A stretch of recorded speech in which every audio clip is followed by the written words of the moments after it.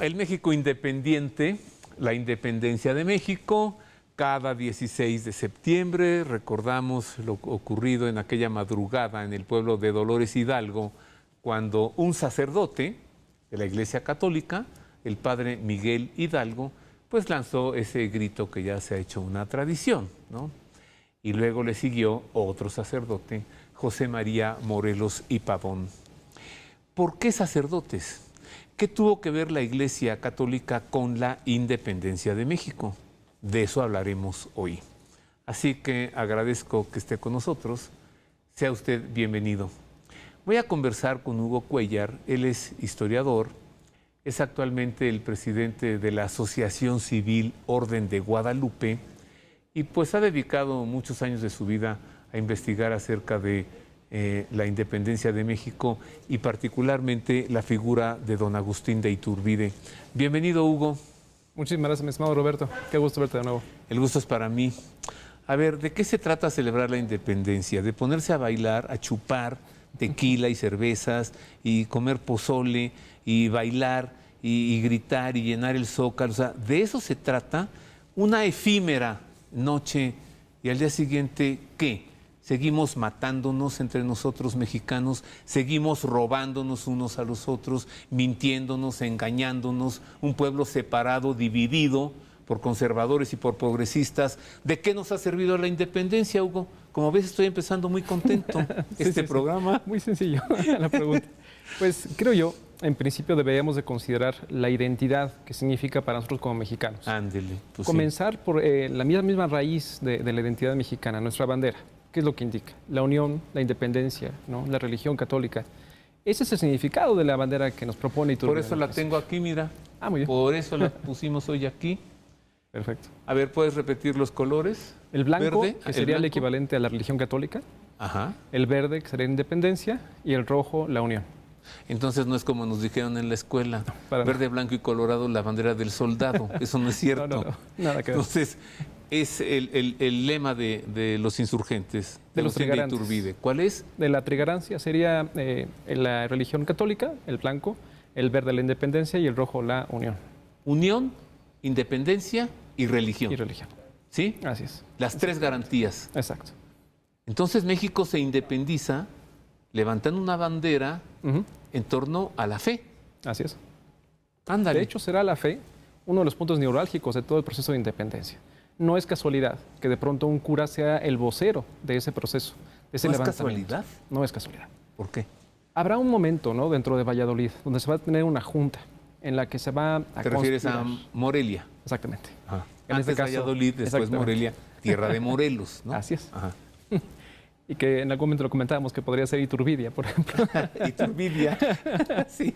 Pero justo la intención era tener a un vocero de esa independencia, de ese procedimiento. Y qué mejor que fuese la autoridad moral dentro de la población. Un cura, un sacerdote, quien podría dar la pauta, ¿no? Y un por líder eso se de opinión. elige, exacto, en buena medida. Y entonces, sobre esto se elige a la figura de Miguel Hidalgo por encima de algún militar o de algún civil. Tendría que ser algún sacerdote, ¿no? Un presbítero que estuviera con autoridad moral para poder llevar a cabo ese encabezamiento. Bueno, pero fue iniciativa de él o alguien se lo dijo. A ver, padre, haga usted esto, porque necesitamos de su liderazgo, ¿no? De seguidores. Será en realidad Allende. Allende es el ideólogo, el líder de esa insurgencia. Y entonces solicitará a Miguel Hidalgo para que él entonces tome la vocería del movimiento. Y entonces ya posteriormente Miguel Hidalgo va a tomar ya no nada más una relación de vocero, sino de líder de la insurgencia, ¿no? Incluso como si fuera un líder militar religioso. Una combinación un poquito curiosa. El capitán Ignacio Allende es amigo nuestro, ¿verdad? Nos cae bien él, sí, por ¿no? supuesto. Ajá. Él dirigía la conspiración de Querétaro, o toda la conspiración.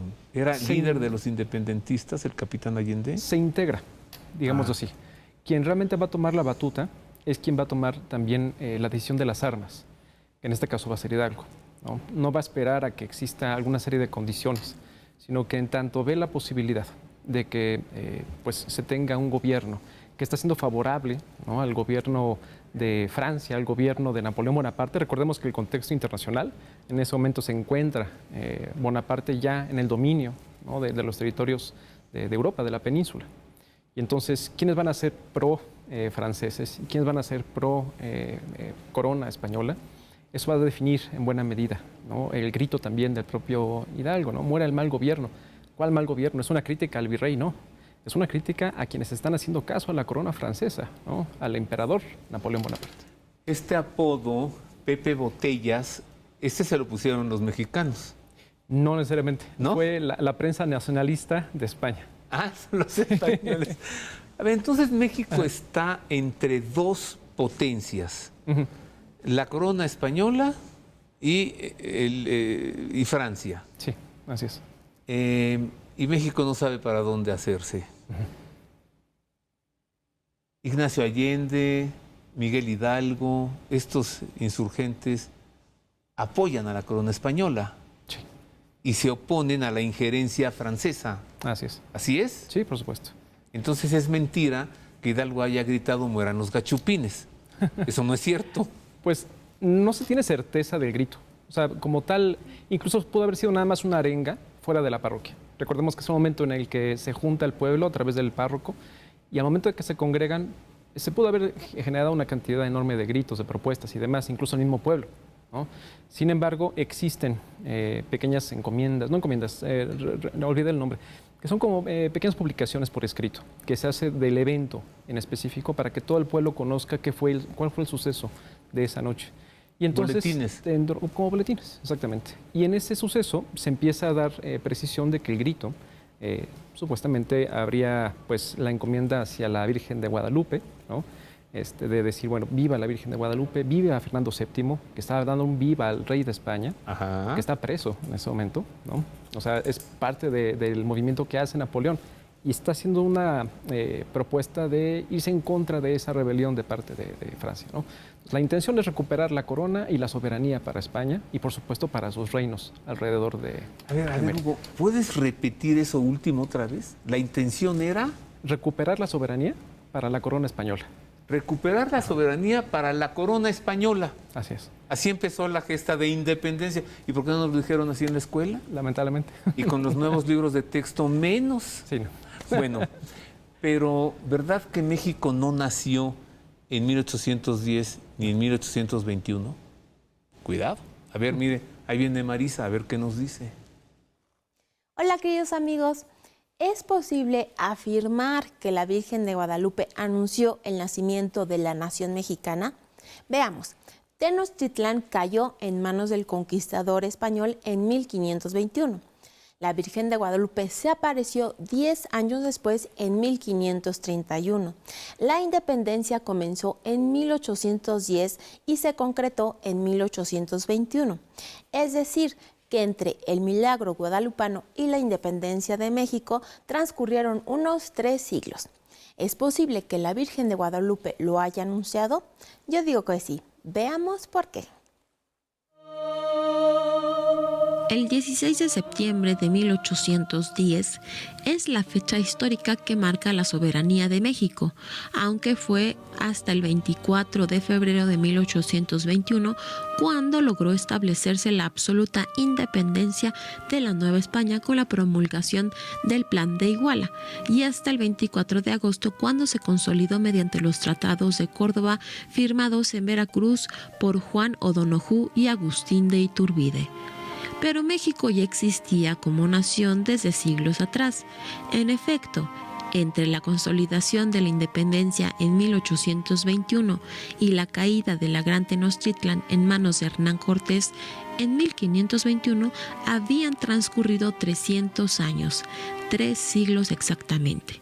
Luego del destronamiento de Moctezuma, el último emperador azteca, los nativos mexicanos se encontraron desposeídos, deshechos, sin patria ni identidad, sin tierra propia, sin suelo, sin nación. Pero 10 años después, en 1531, la Virgen de Guadalupe se apareció 6 veces durante el mes de diciembre y se presentó así al indio Juan Diego Cuatlatoatzin. Ten la bondad de enterarte, por favor, pon en tu corazón, hijito mío, el más amado, que yo soy la perfecta, siempre Virgen Santa María y tengo el privilegio de ser madre del verdaderosísimo Dios, por quien se vive mucho. Ardo en deseos de que aquí tengan la bondad de construirme mi templecito para allí mostrárselo a ustedes, engrandecérselo, entregárselo a Él que es todo mi amor, a Él que es mi mirada compasiva, a Él que es mi auxilio, a Él que es mi salvación. Luego anunció el nacimiento del nuevo pueblo de la nación mestiza que es México, cuando afirmó: yo me honro en ser madre compasiva de todos ustedes, tuya y de todas las gentes que aquí en esta tierra están en uno, y de los demás variados linajes de hombres, mis amadores.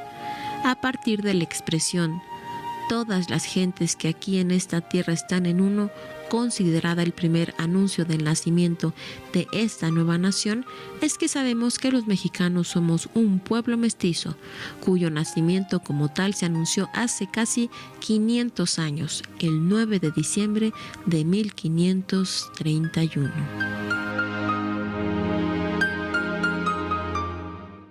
Ándele. O sea que ya la Virgen de Guadalupe había anunciado una nueva nación, 1531. Así es. No 1810, ¿no? Así es, exactamente. Esto se está poniendo muy interesante, Hugo. Hacemos una pausa, esto se pone interesante. De una vez le voy a dejar una pregunta aquí a Hugo. ¿Cómo celebrar estas fiestas patrias? ¿Poniéndole una banderita en la antena al coche? ¿No? ¿O aquí en la casa? ¿Qué hemos de hacer para no caer una vez más en vamos al bailongo y vamos a chupar y vamos a gritar y al día siguiente todos contra todos, mexicanos contra mexicanos, fifís contra conservadores? ¿Qué es eso? Una pausa, volvemos con esto y con más de la historia de la independencia que comenzó en 1810, pero que se concretó hasta 1821. Y ahí entran en escena los chiles en nogada. Y de esto vamos a hablar después de una pausa.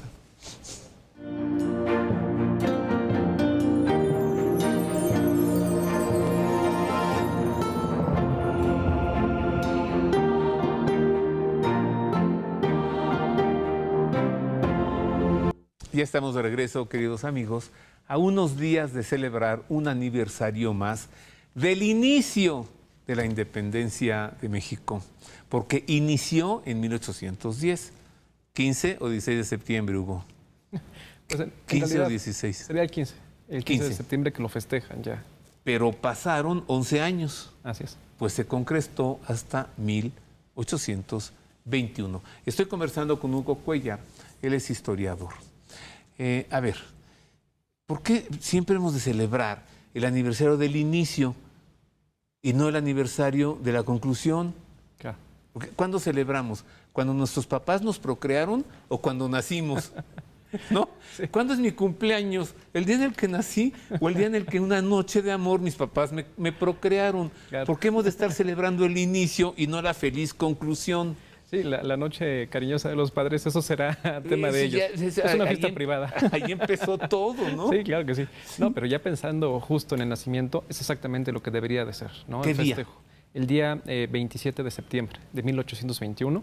Entonces nos esperamos 2 semanas. Yo lo que sugeriría es que esperamos al 27 de septiembre. Pensamos en las dos fiestas. Tenemos una tradición que ha sido pues algo que se ha practicado desde hace casi 2 siglos, pero pensemos también, ¿no?, en esa fecha en la que sí, formalmente, se firma nuestra acta de nacimiento, el acta de independencia, ¿no?, que sería ya un día después de la llegada del ejército trigarante, el día 28 de septiembre. 27 de septiembre de 1821 se firmó el acta de independencia. ¿Quiénes fueron los firmantes? Bueno, hay una cantidad ahí enorme, que de hecho Iturbide les llamará como los padres de la patria, ¿no?, pero van a ser personajes de muy buen nivel académico, ¿no?, también dentro del clero. Por ejemplo, estará el padre Joaquín Pérez, ¿no?, quien en su momento será el presidente de las Cortes de Cádiz, ¿no?, y también va a ser uno de los que apoyará este proceso de independencia, no necesariamente sus inicios, ¿no? Pensemos que los inicios de la independencia están siendo criticados aquellos insurgentes precisamente porque están insurrectos bajo una revuelta violenta. La victoria, por ejemplo, de la Lóndiga de Granaditas se llega a festejar como si fuera un enorme suceso, ¿no? Con el Pípila, etcétera, personajes que ni siquiera están referidos de manera correcta en la historia. Pero cuando tenemos ya, ¿no?, la referencia de la masacre que ocurre en Guanajuato, las medidas que toma la población, ¿no?, dentro de la Lóndiga, que es simplemente un granero, el espacio donde guardan la comida y la resguardan, pues, de cualquier tipo de rapiña, de pronto ahí la gente se apetrecha, ¿no? Trata de protegerse, ¿no? Y de pronto el mismo Miguel Hidalgo da la orden para que ocurra la masacre. Hay que de pronto repensar un poco los personajes en la historia. No necesariamente los héroes son héroes y los villanos son villanos. Sí, claro. ¿No? Es que mira, Hugo, necesitamos héroes. ¿Quién es el padre de la patria? Pues considerado así como estamos Dime en la la escuela, sinceramente, Iturbide, ¿no? El padre de la patria es Agustín de Iturbide, Por supuesto. porque es el del acta de nacimiento, Claro, no Miguel Hidalgo. así es. Pero ¿por qué no hacer héroe a Iturbide, que es el que lo concretó, y hacer héroe a Miguel Hidalgo y a doña Josefa, digo, ¿qué hizo ella? Necesitamos que nos digas más. Yo solamente aquí pregunto. Yo soy aquel que pregunta. Vamos a acercarnos a las biografías de estos dos sacerdotes de la Iglesia Católica, el padre Miguel Hidalgo y el padre José María Morelos, pues para conocer a quienes iniciaron y desarrollaron la independencia de México. Tanto Miguel Hidalgo y Costilla como José María Morelos y Pavón nacieron en México. Hidalgo nació el 8 de mayo de 1753 en la hacienda de Corralejo, en Pénjamo, Guanajuato, y Morelos nació 12 años después, en 1765, el 30 de septiembre, en la ciudad de Valladolid, hoy Morelia, en Michoacán. Miguel Hidalgo estudió en el Colegio de San Nicolás, letras latinas con los jesuitas, donde dio clases también de filosofía y teología, y se ordenó sacerdote a la edad de 25 años en septiembre de 1778. A los 39 años de edad, para 1792, ya ejercía su ministerio sacerdotal en el curato de Dolores. Morelos ingresó a la edad de 24 años al seminario de Valladolid, ciudad que luego cambió su nombre por el de Morelia en su honor. Fue ordenado sacerdote a los 32 años. Allí conoció a Miguel Hidalgo cuando era rector del mismo seminario. En 1799 fue nombrado cura de Curuácaro, donde permaneció hasta 1810. La invasión francesa a España de 1808 había producido una crisis política que se extendió hasta la Nueva España, por lo que la diócesis de Zaragoza, encargada de los asuntos religiosos, ordenó a los párrocos de todo el virreinato predicar en contra de Napoleón. Tanto Hidalgo como Morelos observaron esta orden. Miguel Hidalgo se unió a la conspiración que había surgido en Querétaro en 1810 y Morelos lo buscó para ofrecerse como capellán. Pero Hidalgo le convenció de ocupar un cargo mayor y lo nombró jefe insurgente en el sur de México, encargado de tomar ciudades importantes, para lo que organizó el Congreso de Anáhuac, en el que presentó sus sentimientos de la nación. Miguel Hidalgo murió fusilado en Chihuahua el 30 de julio de 1811 con el crucifijo en las manos. José María Morelos también fue fusilado el 22 de diciembre de 1815, luego de rezar el Salmo 51, también con un crucifijo en las manos, y después de exclamar: «Señor, si he obrado bien, tú lo sabes, pero si he obrado mal, yo me acojo a tu infinita misericordia». Los restos de ambos reposan desde 1925 en la columna del Ángel de la Independencia en la Ciudad de México. Los padres de la patria. No, ya dijimos quién. Que sí, México necesitaba héroes, porque necesitaba una identidad nacional. Pero también se crea una narrativa, y ese es el problema. Al final de cuentas va a ser una narrativa pegada a la perspectiva liberal, ¿sabes?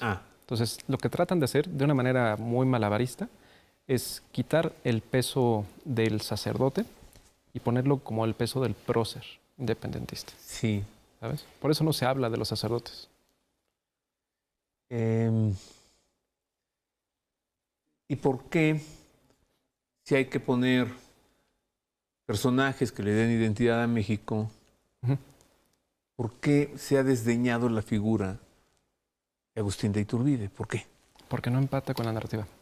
Como ¿No te empata comentaba, con la narrativa liberal. O sea, Iturbide entra como emperador, cuando aquí lo que se busca es una república. Entonces, el imperio no puede existir para México. Entonces, se deja de lado la historia del primero y segundo imperio. O sea, ya de por sí estaban tratando de destruir la monarquía española, como que aquí le surja una nueva, ¿no? Claro, y es que aparte querían buscar la imitación del modelo estadounidense de república, ¿no? O sea, tienes primero la Revolución Francesa como inspiración ideológica, ¿no? Y mucho de lo que se empapa aquí en México es en Morelia. Estados Unidos también va a influir en esa otra parte. ¿Quién te gusta Francisco Miranda, por ejemplo, ¿no? Un caraqueño de Venezuela que se lanza, ¿no? A buscar la independencia también de Estados Unidos. La Revolución Francesa también lucha en ella. Va a ser el tutor de Simón Bolívar como masón, ¿eh? O sea, los integra la masonería allá en Europa, Inglaterra, a los caballeros racionales. Y también Fray Servando Teresa de Mier, otro personaje bien interesante, lo va a incorporar a la logia. Otro sacerdote, Ajá. fraile. Fue fraile, Servando Teresa de Mier. pero se secularizó. Entonces, él queda nada más como del clero secular, ¿no? Después de 1803, más o menos. Pero sí fue fraile, creo que jesuita, si no mal recuerdo. Bueno, también Lutero fue fraile. Ajá. Exactamente. Y es donde les da la santidad. Sí, de hecho. Pero sí, hay todo un tema detrás de los personajes. ¿Sabes qué, Hugo? Pienso que el público amable que nos está escuchando ha de estar pensando, uy, ahora ya sacaron su teoría conspiracionista. Ajá. Bueno, de suyo, ¿qué no se habla de la conspiración? De la Profesa, por ejemplo. La conspiración de Querétaro. Sí. Entonces, aquí no estamos hablando de teorías conspiracionistas. Vamos a más información. Mire, es un hecho que la imagen de la Virgen de Guadalupe tuvo un impacto en el movimiento de independencia. Si no, explíqueme usted esa figura del padre Miguel Hidalgo con la imagen guadalupana. ¿En qué consiste este impacto? Mira. El movimiento de la independencia de México inició formalmente con un origen de Guerra Santa como respuesta a los embates contra la Iglesia en Europa y principalmente en respuesta a la embestida napoleónica contra la corona española, pues el célebre grito del padre Miguel Hidalgo en la madrugada del 16 de septiembre de 1810 se dirigió en favor del rey Fernando VII y de la religión, tomando como estandarte la imagen de la Virgen de Guadalupe como signo de unión entre peninsulares y novohispanos. Así, el movimiento estalló originalmente a favor del rey de España y enarbolando siempre como símbolo ideológico y social de México a la Virgen Santa María de Guadalupe. Tras la consumación de la independencia, el 27 de septiembre de 1821, don Agustín de Iturbide, al asumir el imperio mexicano, se comprometió como principio fundamental del imperio a defender y conservar la religión católica romana sin permitir otra alguna en el imperio, a no enajenar, ceder ni desmembrar parte alguna del imperio, a no tomar jamás a nadie sus propiedades y a respetar sobre todo la libertad política de la nación. La fidelidad de Iturbide a la fe le costó la vida 2 años más tarde en lo que fue la primera gran traición de su general Antonio López de Santa Anna. A partir de ese momento México dejó de ser independiente y José Miguel Ramón Adaucto Fernández y Félix, al asumir el cargo de primer presidente de México, cambió su nombre al de Guadalupe Victoria, en un significativo sobrenombre alusivo a la victoria y en clara referencia al nombre de la Virgen María de México. Es ineludible la influencia, la presencia de la Virgen de Guadalupe en el movimiento de independencia. Hugo. Gracias. Oye, a ver, ¿es cierto lo de la conspiración de la Profesa o es leyenda? Es leyenda. Ah, nunca ocurrió. No. De hecho, entra en las narrativas, ¿no? De tratar de generar una imagen contraria de parte del Libertador, de Iturbide, y de todo este proceso de independencia que ya era muy distinto, desmarcado a la insurgencia. La insurgencia, pues sí, fue un tema de batalla encarnizada. Iturbide propone ya una independencia sin armas, ¿no? Incluso el propio Don Ojú le dirá, vamos a estar el nudo sin romperlo, ¿no? La intención realmente es generar este concepto de la unión, ¿no? Dentro de los colores de la bandera, dentro de las garantías. Era Unión, decir, independencia y religión. y religión. Así es. Entonces, en este proceso de la unidad, todos tenían que valer lo mismo frente al gobierno, ¿no? Frente al imperio mexicano. Y en ese contexto, entonces, buscará Iturbide evitar la parte encarnizada. Por eso te digo, hay un proceso completamente distinto a partir de Iturbide hasta la conclusión. Aunque dicen que es la conclusión de la independencia, ¿no? Como si fuera realmente un proceso lineal. Pero en realidad son distintos procesos. Uh-huh. ¿Tú te acuerdas el año pasado que se hicieron unos festejos con una pirámide de cartón en el Zócalo? Sí, sí, sí. ¿Te acuerdas? Sí, claro. ¿A qué nos llevó? Realmente a nada. ¿No? ¿Cómo entonces celebrar realmente algo que nos da identidad, si es que nos la da? Porque eso de estarnos peleando entre nosotros mismos, que porque unos son así, que porque otros son allá, eso no nos lleva a nada. Vimos cómo nos independizamos de la corona española, pero ahora, ¿qué no será necesario que nos independicemos de odios, de crímenes, de robos y de engaños? Y que realmente formemos una nación con estas tres garantías que son... En religión, independencia y unión. ¿Qué nos está pasando? Ahí está la bandera. Sí, sí. Religión, independencia y unión. Una pausa, vuelvo con esto.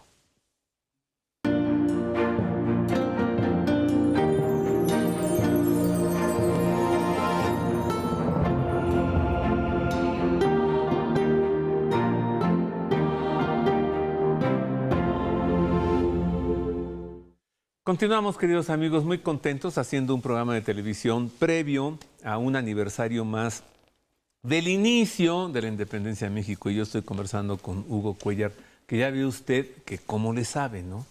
¿Cómo le sabe? A ver, ¿qué hay más? ¿Historia o leyendas? ¿O historias de la leyenda o leyenda de las historias? ¿O cómo está esto de la independencia? Yo me acuerdo que hasta hace poco había unos billetes de 200 pesos con la Virgen de Guadalupe. Sí. Porque Hidalgo la traía allí, ¿no? Y ahora traen un renacuajo, no sé qué. ¿Qué está pasando? Bueno, también hubo una sorpresa interesante en el Banco de México con el billete de 20 pesos, con el ejército trigarante. Y aparece Iturbide, por ejemplo. ¿No? Esos yo los guardo, porque si Sí, está a la son entrada, ¿es a Puebla o a México? A la Ciudad de México. En los nuevos Sí, billetes de 20. Así es. Ese está más padre que el del renacuajo. Sí, no, es que... Así es.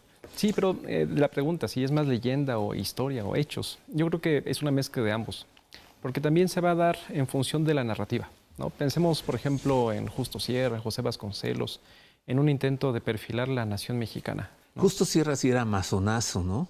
Pues sí. ¿Sí? Estaba dentro de A la ver, lista. dinos cuáles eran. Pues bueno, es que la lista es un poco larga. Sí, creo yo que todo el gabinete de Porfirio ya estaría dentro de, ¿no? A ver, ¿es cierto, porque se le acusa de ello, que lo era el padre Miguel Hidalgo? No lo era. A ver, tuvo influencia de ideas de la Ilustración, ¿no? Incluso conoció a personas que fueron masones, sí. Pero, a ver, para México o para Nueva España de ese momento no existía una logia instalada en México. Existirían después, ¿no? De hecho, quien va a fundar una primera logia va a ser Guadalupe Victoria. Por eso te digo, hay dos caras de la moneda, ¿no? Guadalupe Victoria va a fundar la logia del Águila Negra, por ejemplo, ¿no? ¿Con todo y que tomó el nombre de la Virgen? Sí, sí, sí. Y es que no es que sea algo incompatible necesariamente. Para ese momento, el pertenecer a una logia era pertenecer a un club, como a un grupo, ¿no? de intelectuales, pero que poco a poco se van a filtrar propuestas que son de carácter liberal y que poco se van a reflexionar. Estamos iniciando con una nación, ¿no? que está en pañales prácticamente. ¿Cómo vamos a perfilar a quién va a ser el gobernante, quién va a ser el político? Incluso creo que al propio Iturbide se le va un poquito de las manos a esta parte, ¿no? No necesariamente por su culpa, será creo yo más el Congreso que se declara soberano, por encima incluso del propio emperador. No obstante, pues hay ausencias, ¿no? de parte de esos gobiernos. A ver, vamos a conocer a este hombre, ¿no? Agustín de Iturbide. Sí, sí. Porque para como están las cosas hoy, si hubiera sido alguien conveniente a la actualidad, pues estaría ya en los billetes de 1,000 pesos, ¿no? Sí. ¿No? Pero ¿por qué es tan ninguneado? Pues evidentemente porque choca con lo actual. Entonces, vamos a ubicarlo, a ver, los inicios de Agustín de Iturbide. El emperador de México, Agustín de Iturbide, nació en Valladolid, actual Morelia, en 1783. Fue un criollo hijo de José Joaquín de Iturbide, originario de Villa de Peralta, Navarra, España, y de María Josefa de Aramburu, proveniente de una noble familia de Navarra y Vizcaya. Tras cursar estudios en el seminario de su ciudad natal, ingresó al ejército realista a la edad de 14 años en 1797. A los 22 se casó con Ana María Huarte, con quien tuvo 6 hijos. En 1810 se negó a participar en la insurrección convocada por Miguel Hidalgo y defendió la ciudad de Valladolid contra la insurgencia, acción que le valió el ascenso a capitán y la misión de combatir a las guerrillas. Capturó a Albino Liceaga y a Ignacio López Rayón, quien tras la muerte de Hidalgo en 1811 se convirtió en líder de la insurgencia. Fue ascendido a coronel y luego recibió el nombramiento de comandante general de la provincia de Guanajuato. Con la ejecución del sucesor de López Rayón, José María Morelos, en 1815, la sublevación independentista pareció sofocada, aunque solo quedaba como dirigente Vicente Guerrero en el sur del país. En 1820, el virrey Juan Ruiz de Apodaca nombró a Iturbide comandante general del Ejército del Sur y le encomendó la tarea de someter a las tropas de Vicente Guerrero. Pero al comprender que no conseguiría derrotarlo, se alió con él y juntos presentaron el 24 de febrero de 1821 el Plan de Iguala, sustentado en 3 principios: independencia de México, igualdad de derechos para españoles y criollos y la fe de la Iglesia. El ejército trigarante de Iturbide logró dominar todo el territorio hasta provocar que el virrey Juan O'Donoghue firmara el Tratado de Córdoba el 24 de agosto de 1821, por el que reconocía la independencia de México. 3 días después, Iturbide entró triunfalmente en la Ciudad de México y al día siguiente proclamó la independencia al frente de una regencia con poderes ejecutivos. ¿Es cierto que las monjas agustinas le prepararon unos chiles en nogada cuando entró a la ciudad de Los Ángeles? Así es. ¿Iturbide? Sí. Desde ahí se inicia esa tradición. Aunque si bien también tenemos un pequeño recetario de la época del siglo XIX, ahí es una publicación muy interesante de Lina, pues no necesariamente figura el platillo, sino hasta que aparece la trigarancia. Y sí, tiene todo el sentido, los colores, ¿no? Del perejil, de la granada, de la nogada. Están los colores de la bandera trigarante. Pues yo fui con unas monjas clarisas de Puebla y les dije, oiga, ¿no me pueden hacer unos chiles en nogada? Es que nosotras no los hicimos. Fueron las agustinas, las del convento de Santa Mónica. Y entonces ya las fui a buscar, pero ya están aquí en México. Tienen su convento por Olivar de los Padres. Y entonces ya fui y ya me los hicieron. Ahora voy a ir otra vez. Todavía estamos a tiempo, ¿no? De cenar chiles en nogada y de gritar, ¡viva Iturbide! ¿Por qué en el grito nunca se grita viva Iturbide y ahora se gritan cosas como viva la fraternidad universal? ¿Eso qué significa? Sí, no, es una situación, te digo, como narrativa, ¿no? Al final de cuentas se trata de quitar de la historia a personajes específicos. Por ejemplo, ¿no? en el mismo himno nacional está incompleto y quitaron los párrafos que hablaban de las victorias de Iturbide, de las victorias de Santa Ana incluso. Recordemos que es en la época de Santa Ana donde se crea este himno nacional. Entonces, son situaciones que van, te digo, de la mano de una narrativa, de intentar borrar de la historia aquello que no conviene para el discurso liberal, el discurso republicano. Que continúa. Hoy. Así es, totalmente. ¿Cómo festejar, Hugo? La verdad ya. A ver si este año ahora sí decimos, ya que somos independientes, comportámonos como un pueblo. Creo yo, y es buen momento, no es nada anacrónico, el revivir las 3 garantías. Suena un poco curioso, ¿no? Pero si pensamos en la unidad, lamentablemente hoy en día el país está completamente dividido, ¿no? Si somos de un bando o del otro, en el púlpito presidencial todos los días se está dividiendo la nación. Ya basta ¿De ahí está surgiendo la división? Buena medida, ¿no? Porque el hecho de tener un pensamiento contrario... No nos habíamos dado cuenta. Sí, el hecho de tener un pensamiento crítico ya nos hace disidentes e indeseables. El pueblo se crea en función de las coincidencias aparentemente, pero no. El pueblo es más allá de un solo partido político.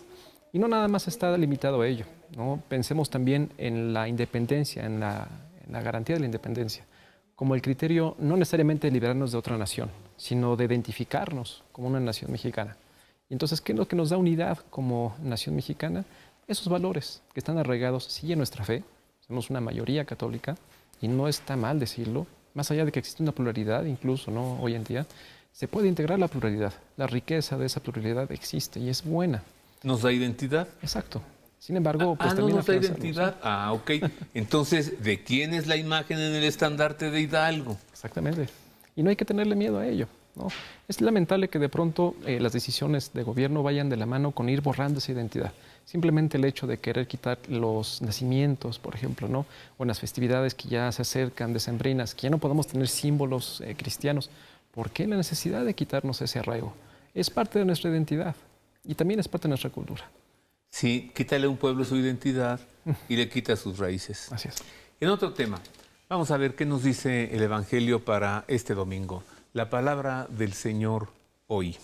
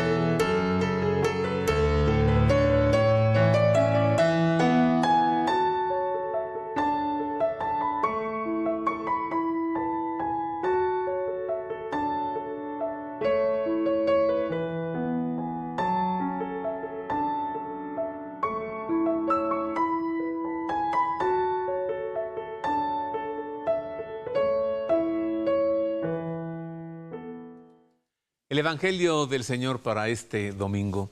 Como ya tengo muy poquito tiempo contigo, mi querido Hugo, ¿te puedo lanzar así varias preguntas? Las que guste. ¿Es cierto que fueron excomulgados Miguel Hidalgo y José María Morelos? En la práctica sí, pero en efecto legal no.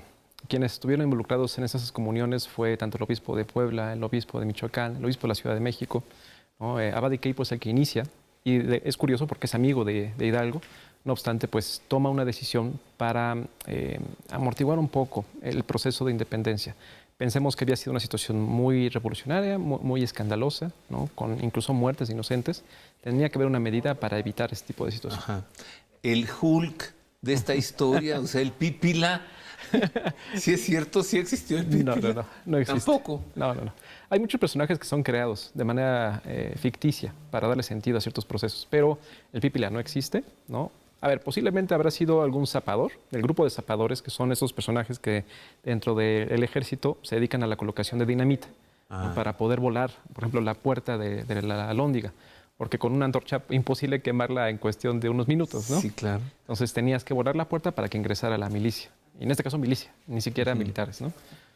Es cierto, oye, que sí es cierto, me parece terrorífico, así como de Halloween, que pusieron las cabezas de los insurgentes ahí en la albóndiga de Granaditas, ¿es cierto? Sí, eso sí, fue muy Eso es cierto. terrible, ¿no? Sí, fue una medida, creo que, medida desmedida, ¿no? Además, eso era una costumbre europea, más bien inglesa, Sí, poner en picas las cabezas de los rebeldes. sí, así es. Eso no era español.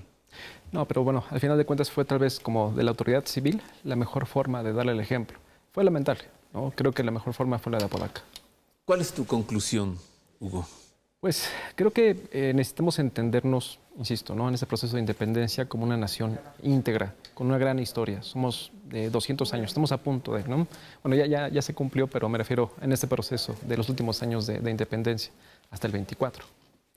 Y de pronto entender ese proceso, a mi parecer, debería de ir de la mano con unirnos, ¿no? Con buscar una identidad en una nación, en una historia, y también este vínculo que nos da la fe católica. No creo que tengamos que avergonzarnos por nuestra fe. Lamentablemente hoy en día parece ser que es la tendencia. Y eso es una parte de nuestro arraigo, de nuestra identidad nacional. Entonces, repensar a los personajes, evitar quedarnos solamente con narrativas o con leyendas. Aquí ya comentábamos algunos detalles que son mentiras, ¿no? Y que de alguna forma deben de recuperarse los datos exactos, los datos precisos.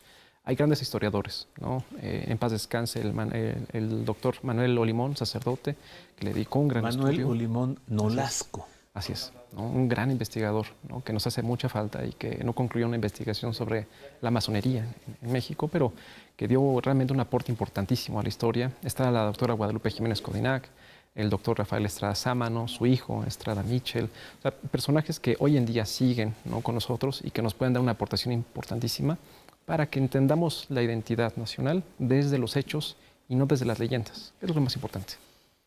¿Y tú, querido Hugo, pues que has venido aquí oye, en una hora, pues presentarnos los hechos y no las leyendas y los festejitos esos, ¿no? Que está bien alegrarse y viva México, está muy bien, pero hay que hacer que México viva. Así es. Gracias, querido amigo. Al contrario, gracias a ti.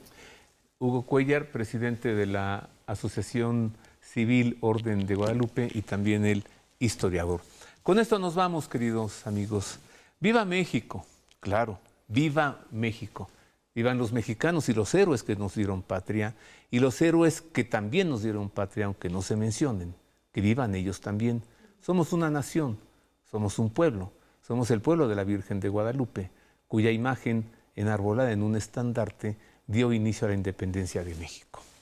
Ahora, seamos un pueblo de hermanos, buscando el bien común, no buscando a quién fregar, a quién robarle el celular en el pecero, y a quién secuestrar, y a quién asaltar, y a quién engañar.